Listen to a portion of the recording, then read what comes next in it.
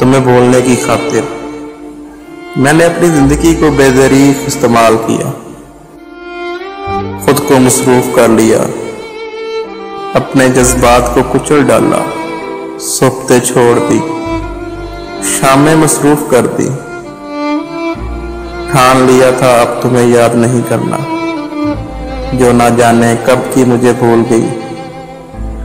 इसे क्यों याद करना, मगर जैसे जैसे रात अपने अरूज को पहुंचती है, सन्नाटा मेरे वजूद को अपनी लपेट में ले लेता है और चीख चीख के मुझसे कहता है कि आज फिर तुम्हें उसे भूल जाने में नाकाम रहे। मेरे आंसू, मेरी आहें, मेरी सिसकियां गवाह हैं, मैं आज भी तुमको इतना ही चाहता हूं।